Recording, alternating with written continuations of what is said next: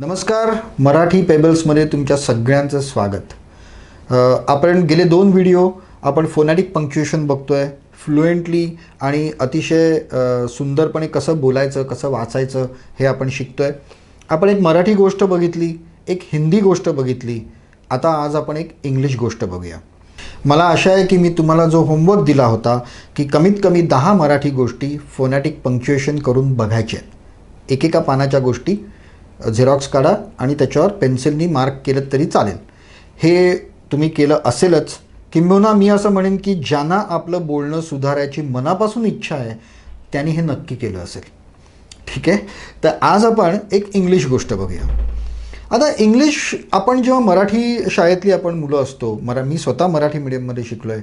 आपण मराठी शाळेतली जी मुलं असतो त्यांना व्याकरण बरोबर येत असतं. 10वीची मुलं घेऊ आपण की आता 5वी 6वीपासून इंग्लिश चालू होतं. त्यांना त्यांचं व्याकरण छान असतं, त्यांना सगळं समजत असतं, वाचलेलं समजत असतं, त्यांना बोललेलं समजत असतं. पण त्यांना फ्लुएंट बोलण्याचा प्रॉब्लेम असतो. आणि ह्याचं एकमेव कारण असं आहे की त्यांच्या जिभेवरती भाषा रुळलेलीच नाही आहे. त्यांना बोलायची सवय नाही आहे त्या लोकांना. आणि म्हणून पण ह्याचा अर्थ सगळेजण काय म्हणतात, अरे याला इंग्लिश येत नाही. हा गैरसमज आहे. त्यांना इंग्लिश चांगलं येत असतं, व्यवस्थित येत असतं, पण त्यांना बोलायची प्रॅक्टिस नसते. That's all. फक्त एवढाच फरक आहे ह्याच्यामध्ये. आणि तो सहज दूर करता येऊ शकतो. जसं मी नेहमी सल्ला देईन की छोट्या छोट्या मुलांची इंग्लिश गोष्टीची पुस्तकं आहेत, ती आरशासमोर बसून किंवा उभं राहून वाचा मोठ्यानी. यामुळे ते भाषेतले उच्चार तुमच्या तोंडात बसतील. आणि ही एकमेव पद्धत आहे की तुमची भाषा सुधारण्याची. इंग्लिशच नाही, कोणतीही भाषा सुधारण्याची. ठीक आहे. तर आज आपण एक इंग्लिश स्टोरी घेतली आहे मी. ऑफकोर्स ही PDF फाईल पण मी डाउनलोडिंगसाठी देणार आहे तुम्हाला. डिस्क्रिप्शनमध्ये लिंक असेल. ही आधी नॉर्मल गोष्ट मी याच्यासाठी दिली आहे की हा व्हिडिओ पॉज करा आणि ही जे पहिल्या 4-5 ओळी आहेत त्या तुम्ही स्वतः म्हणून बघा. प्लीज पॉज करा आणि आत्ता तुम्ही त्या म्हणून बघा.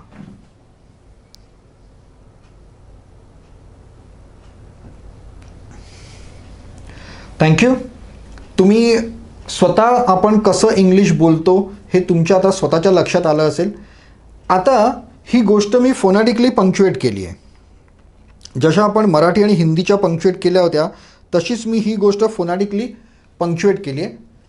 आता मी ती गोष्ट वाचतो. ठीक आहे. फोनॅटिक पंक्च्युएशन मार्क्स तेच आहेत. एस साईन जिकडे मी पॉज घेणार आहे, अंडरलाईन जिकडे मी स्ट्रेस करणार आहे, आणि स्लॅश जिकडे मी थांबणार आहे किंवा फुल स्टॉप घेणार आहे. चला ही गोष्ट एकदा वाचूया, मग तुम्हाला कळेल की इंग्लिशमध्ये सुद्धा आपण किती छान वाचू शकतो. एक गोष्ट लक्षात ठेवा की इंग्लिश ही भाषा पुन्हा सॉफ्ट लँग्वेज आहे. याचे उच्चार सॉफ्ट करायचे. आणि अजून एक सूचना मला द्यावीशी वाटते, कारण बऱ्याच मुलांना जेव्हा मी इंग्लिश वाचायला वगैरे सांगतो तेव्हा ते उगीच एअरपोर्टवर अनाऊन्समेंट केल्यासारखं बोलतात. अतिशय स्टायलिश भाषा करायचा प्रयत्न करतात. That is very good. ते काही चुकीचं नाही आहे. पण माझा सल्ला असा आहे की आधी भाषा नीट करा आणि मग स्टायलिश बोला. तुम्ही आधीच स्टायलिश बोलायला गेलात तर कदाचित तुमचं बोलणं चुकू शकेल, तुमचे उच्चार चुकू शकतील. अजून एक सूचना मला तुम्हाला द्यायची आहे की भाषा हे ज्ञान नाही आहे. हा ज्ञानाकडे नेणारा एक मार्ग आहे. म्हणजे तुमच्या इंग्लिशमधले प्रोनन्सिएशन्स वगैरे जर का चुकले, उच्चार जर का चुकले तर त्याची अजिबात लाज बाळगू नका. कारण नॉन मराठी आणि नॉन हिंदी लोक जे असतात, जे फॉरेनर्स असतात किंवा दुसऱ्या भाषेतले लोक असतात, ते आपली भाषासुद्धा विचित्रपणे बोलतात. पण त्यांना कोण बोलत नाही, अरे याचा उच्चार असा नाही आहे, असा आहे. आपण सांगत नाही. आपण उलट कौतुक करतो, वाह कसं छान आपली भाषा बोलतोय. त्यामुळे जर का तुम्हाला कोणी बोलताना सांगितलं की ह्याचं प्रोनाऊन्सिएशन असं नाही आहे, असं आहे, तसं आहे, फोनॅटिक्स वगैरे असं आहे, तसं आहे, तर लक्ष देऊ नका. डोक्यात ठेवा की नेक्स्ट टाईम प्रोनाऊन्सिएशन नीट करा. पण हे काय म्हणजे ज्ञानाचं प्रतीक काही नाही आहे. क्रिकेटची कॉमेंट्री ऐकलीत ना, सचिन तेंडुलकर वगैरे म्हणतात आणि आपण पण वाह छान छान म्हणतो त्याला. त्यामुळे तुम्हालाही लाजबीज वाटायची काही गरज नाही आहे. ओके. चला ही गोष्ट आपण वाचूया. आता इंग्लिश जेव्हा वाचताना ह्याची प्रॅक्टिस जेव्हा तुम्हाला करायची असेल ना, तेव्हा डिस्कवरी चॅनलवरचं जेव्हा ॲनिमल प्लॅनेट किंवा डिस्कवरी चॅनलवर जी कॉमेंट्री असतं ना, नॅरेशन जे असतं ना, तुमच्या ज्या डॉक्युमेंटरीज असतात ते ऐका. ते लोक किती सुंदर बोलतात ना, ते ऐका आणि त्यांचं अनुकरण करण्याचा प्रयत्न करा. आपण बघूया एकदा ही गोष्ट वाचूया. Emperor Akbar loved to go hunting. On one such trip he came across a young man named Mahesh Das. In the meeting that occurred, the emperor was extremely impressed by the wit of Mahesh Das. The emperor gave Mahesh Das his ring and asked him to come and visit him in his palace at any time. आता इथे थोडीशी गडबड झाली आहे माझी. The emperor gave Mahesh Das his ring and asked him to come and visit him in his palace at any time. कधी कधी असं होतं की वाक्य जर का मोठं असेल तर तिकडे आपला बोलताना कधी कधी गोंधळ उडू शकतो. पण जेव्हा तुम्ही तुमचं फोनॅटिक पंक्च्युएशन परफेक्ट केलं असेल त्यावेळेला अडकणं तुमचं कमी होईल आणि त्याच्यानंतर पण तुमची मोठी वाक्य जरी आली तरी तुम्हाला प्रॉब्लेम येणार नाही. मी याच्यासाठी म्हणतो आहे की जर का तुम्ही शेक्सपियरच्या गोष्टी वाचल्या असतील तिथे एक एक वाक्य 5-5, 6-6 काय 10 ओळीमध्ये पण असतं. फिरवून फिरवून म्हणजे उभयान्वयी अवयव वापरत वापरत ते वाक्य मोठं मोठं मोठं मोठं केलेलं असतं. तर जरुरी नाही की वाक्य छोटीच असली पाहिजेत. वाक्य मोठेही असू शकतात. 2 ओळींचं एक वाक्यही असू शकतं. पण ते वाचताना तुम्हाला नीट वाचायचं असेल तर तुम्हाला प्रॅक्टिसच पाहिजे त्याच्यासाठी. परत एकदा वाचूया. The emperor gave Mahesh Das his ring and asked him to come and visit him in his palace at any time. A few years later, Mahesh Das decided to try his luck in the city and to take the emperor upon his offer. आता इंग्लिशमध्ये काही गोष्टी असतात, काही शब्द नेहमी जोडूनच बोलायचे असतात. On which, upon, as soon as, ही गोष्ट ह्यात ही जे शब्द आहेत ते एकत्र बोलायचे असतात. हे जर का तुम्ही चुकीचे बोललात, मी तुम्हाला एक एक्झाम्पल सांगितलं होतं. Name the planet on which the atmosphere is there, हे वाक्य होतं. ते असं बोललं गेलं, name the planet on which atmosphere is there. आता ऑन विच हा शब्द, हे 2 शब्द एकत्र न बोलल्यामुळे या वाक्याचा अर्थच तुम्हाला कळणार नाही.